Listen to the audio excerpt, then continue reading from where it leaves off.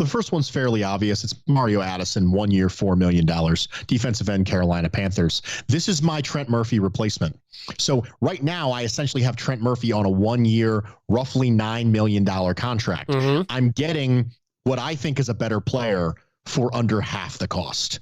This is where the value comes in. Mario Addison, he's 33. He's at the back end of it. He's at this point, he's probably taken 1 or 2 year deals all the way down the line. And he has experience with Eric Washington. He's comfortable here. It's a pretty much, it's pretty much a slam dunk at this point. I can't see a reason why you wouldn't do this on either side. It makes sense from an economic standpoint for Addison. It makes sense to have him in the defensive line room, especially if you're planning on drafting an edge rusher. It makes sense all the way across the board from a comfort level. Sean McDermott knows him. Mario Addison, 1 year, $4 million, one of my first signings. Okay. I like that. Second signing, Chris Thompson, Washington, Love 1 year, $1.5 million. Now, you'll notice that both these have been 1 year deals. And I kind of want to talk about free agents philosophy for a second. So the players that I'm willing to pay, just the GM Bruce Nolan, fall under the following philosophies. Number one, I'm willing to pay players who have been victims of opportunity to moderate multiple year deals. I'll give you some examples of this. Jordan Poyer, John Brown, Ty Nsekhe, John Feliciano. These are all people who are victims of opportunity, right? They couldn't get a chance to show what they wanted to because they had really good players in front of them. John Brown was an opportunity for a different reason. He had really good players in front of him, and he got pigeonholed.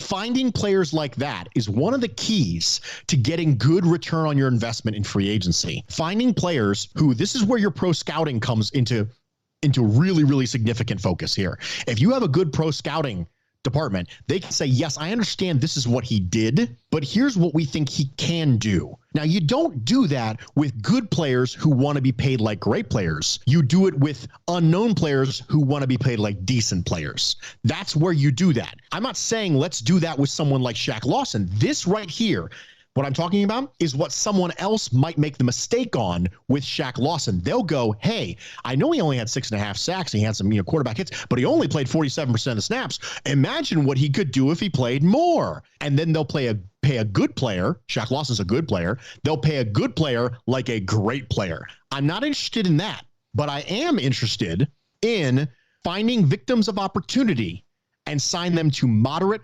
multiple year deals. That's the first archetype of player I'm willing to pay. The second is oft-injured players to 1 year prove-it deals. This is a Kevin Johnson deal, for example.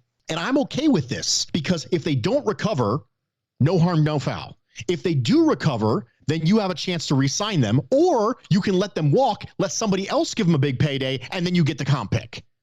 So if they rehab themselves on your dime, great. There comes the comp pick. If they rehab themselves on your dime and happen to love it there, then you can re-sign them and get that. That's great. But I'm not willing to extend myself for a multiple year, multiple guarantees to a oft-injured player. But I'm totally willing to sign oft-injured players to 1 year deals and allow them to rehab themselves at my expense. More so willing to do that. This is where the Chris Thompson deal comes in. He's been hurt almost every single year for the last 3 years. But $1.5 million, this is cheaper than the Frank Gore deal. Sign me up, have him come in, compete with TJ Yeldon. If he doesn't work out, so be it. If he does work out, great. He can go get his payday somewhere else in 2021. We can get a comp pick, or if he really likes it and wants to stay on as an RB2, we can sign him to a reasonable RB2 contract. That's the second archetype of players I'm willing to pay in free agency. The third archetype of players I'm willing to pay in free agency are established, unsexy veterans to predictable contracts. Frank Gore, Andre Roberts.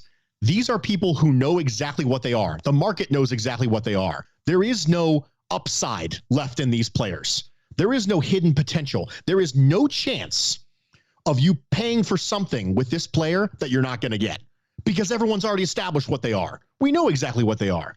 This takes all the risk out of free agency. Now, it also takes all the sexiness out of free agency, but I'm okay with that.